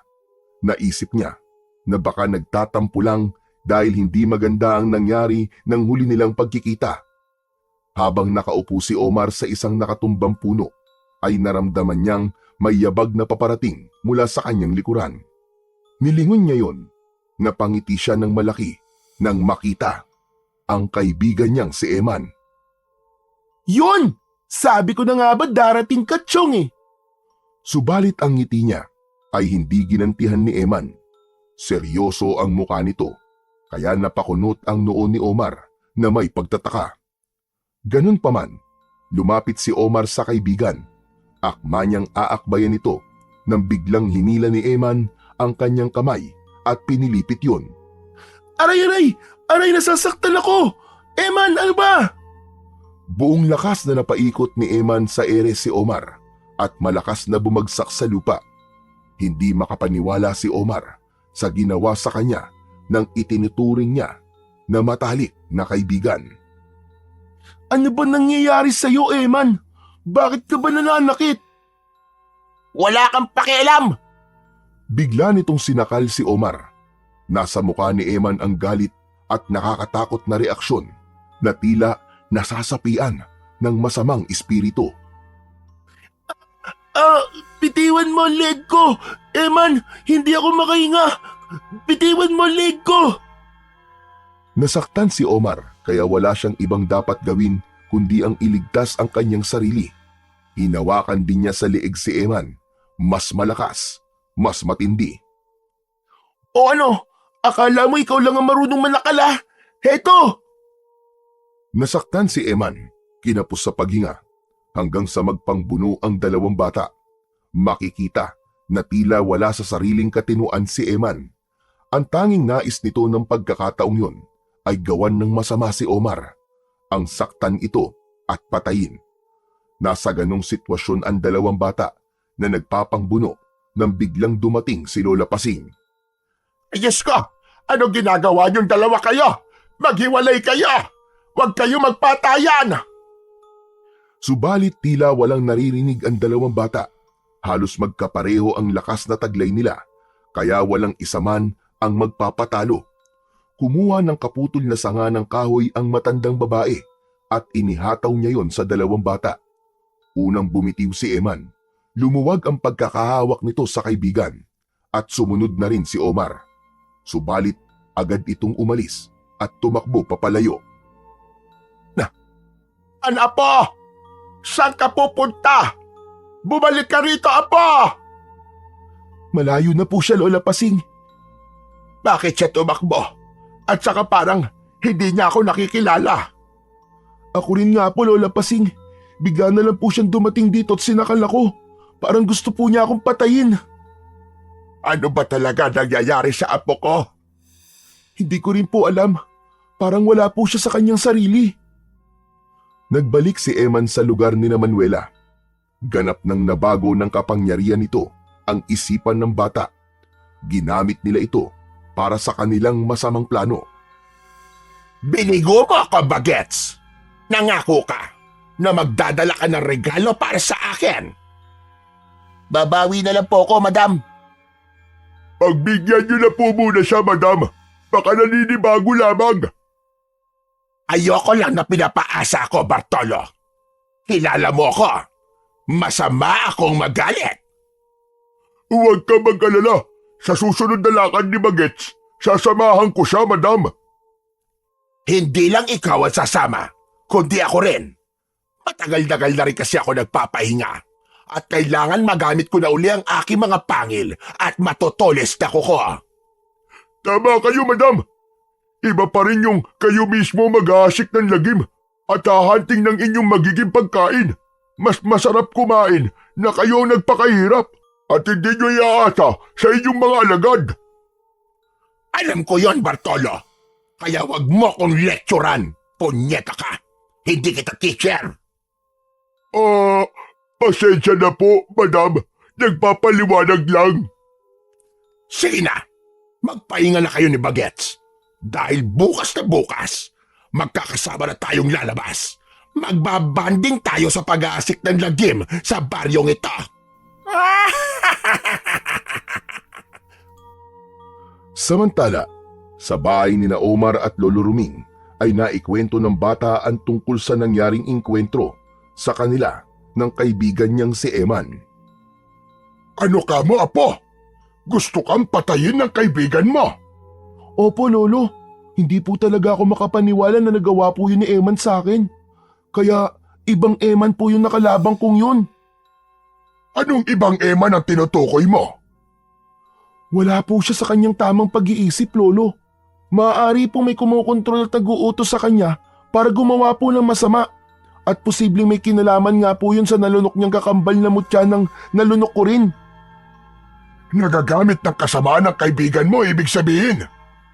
Ganun na nga po, Lolo Ruming. Saka, naaawa rin po kay Lola Pasing dahil nasaktan po siya nang bigla siyang talikuran ni Eman nang tawagin niya. Pagmutya na sinasabi mo, apo, yun na nga ang may kakagawa nun. Dahil naaalala ko, ito'y nagpasalit-salin na rin ng kwento mula sa mga matatanda na kapag ang mutya na nakita ay kambal, asahan na hindi pareho ang ibibigay nitong bisa o kapangyarihan sa mag-iingat nito. Dahil kagaya nito, ang dilim at liwanag. Isa ay magbibigay ng kabutihan, subalit ang isa naman ay magdudulot ng kasamaan. Yung nakuha ko po ay mutya ng kabutihan ang ibinibigay at kaligtasan. Ganun na nga, apo. Ngunit ang nakuha ng kaibigan mo ay kabaligtaran ng sayo. Hala, kawawa naman po pala si Eman, Lolo Ruming. Kailangan ko po siyang tulungan.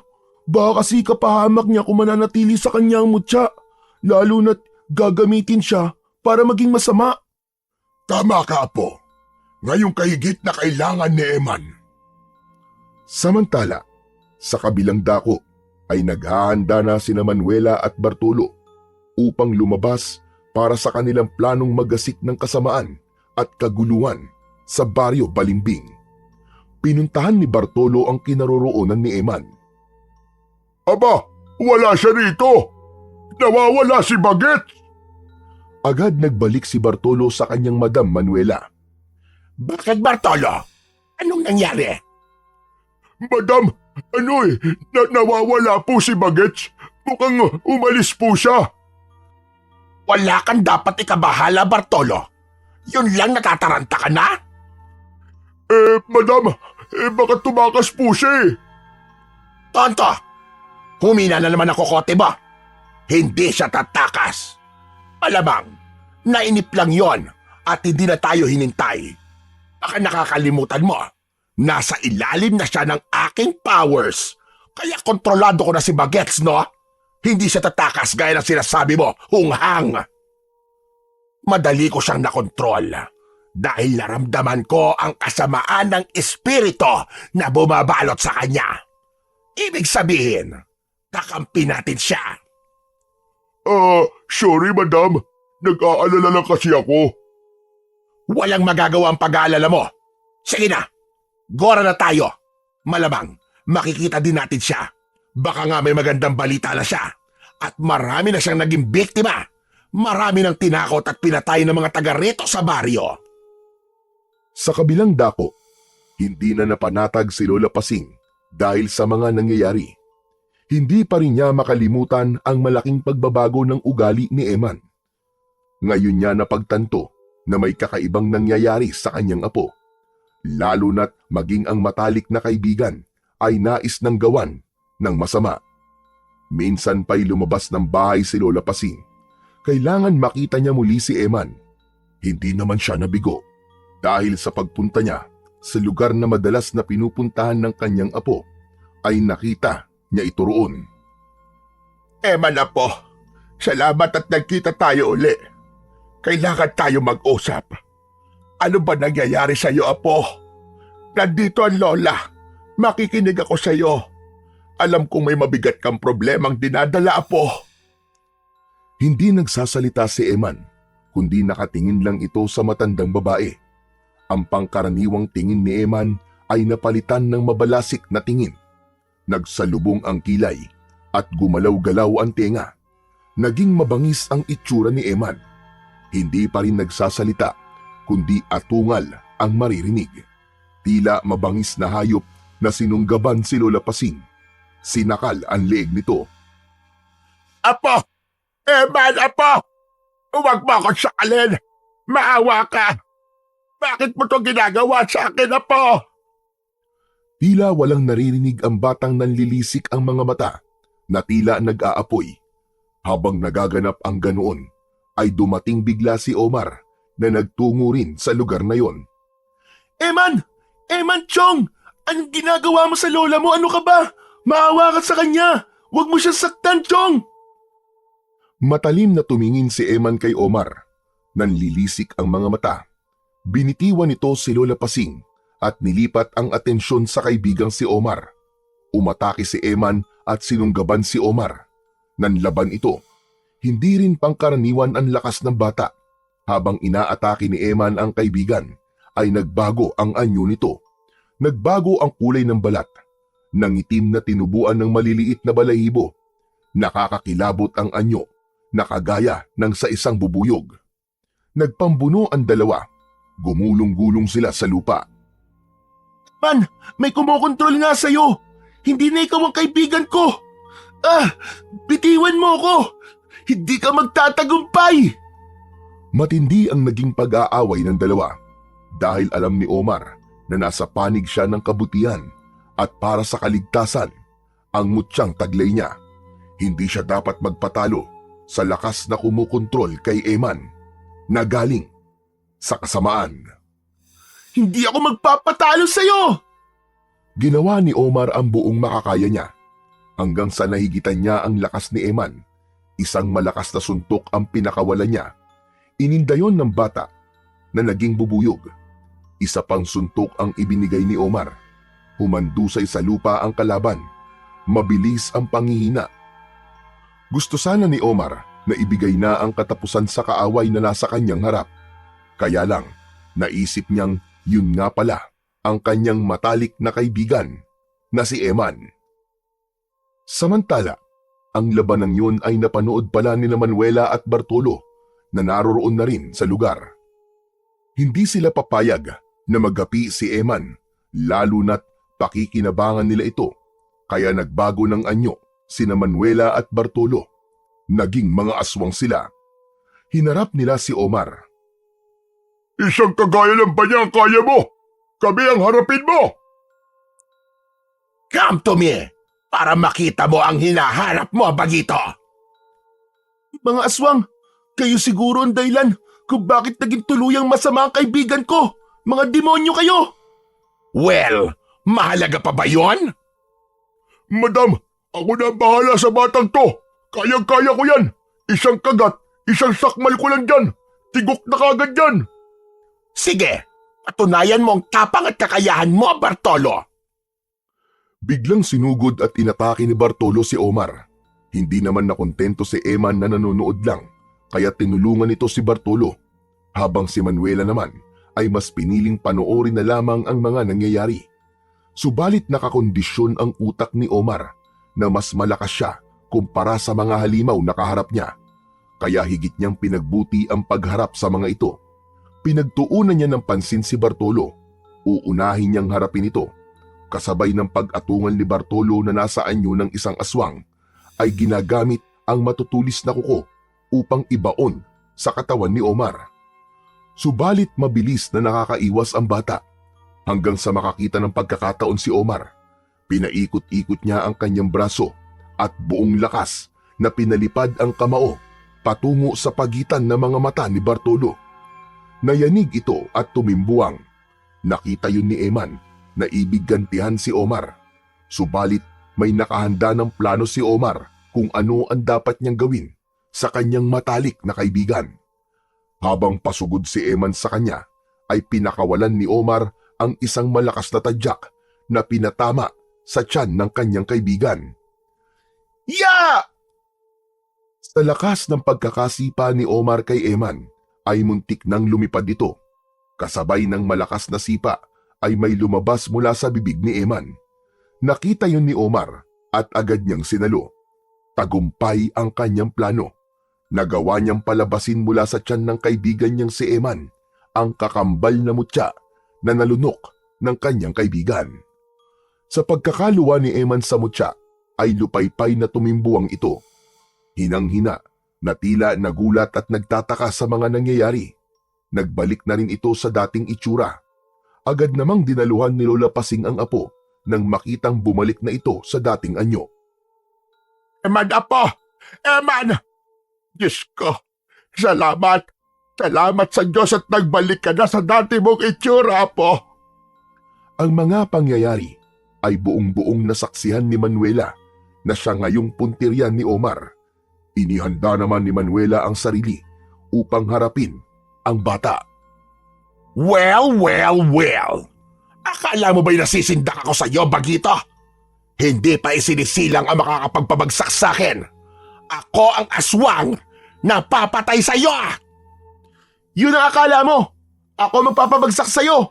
Pangit na aswang! Ibinuka ni Manuela ang kanyang malaking bibig at inilabas ang matatalas na pangil.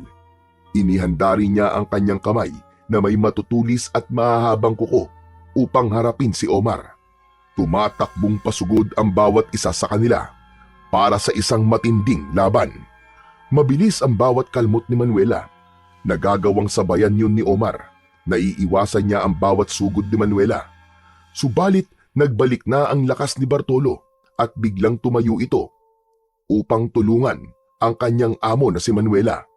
Dalawa na silang haharap kay Omar. Dahil sa pagtutulungan ni Manuela at Bartolo ay naging dihado ang laban. Malalagay sa panganib ang buhay ni Omar. Kailangan niyang makagawa at makaisip kagad ng paraan. Naniniwala siyang hindi siya pababayaan ng mutya ng bubuyog na nasa loob ng kanyang katawan. Gumawa ng tunog si Omar na katulad ng sa bubuyog. Palakas ng palakas yun at ang tunog na yon ay agad na tinangay ng hangin. Saglit pa ay may narinig na ugong na paparating ang bata. Nagdilim ang papawirin habang ang ugong ay papalapit. Nagliwanag ang mukha ni Omar nang makita kung ano ang pinagmulan ng papalapit na ugong. Laksa-laksang mga bubuyog ang dumating upang tulungan siya. Mga bubuyog na handang pumatay upang iligtas si Omar. Agad na inatake ng laksa-laksang bubuyog ang dalawang halimaw na sina Manuela at Bartolo. Sa dami ng mga ito ay hindi nila kinayang labanan ang mga kagat nito. Binuhat at inilipad din ng mga bubuyog ang dalawang aswang papalayo kina Omar. Walang nagawa ang mag-among aswang kundi ang pumalahaw. Hindi kaya ng kanilang kapangyarihan ang laksa-laksang puwersa ng mga bubuyog na umatake sa kanila. Yan, sige!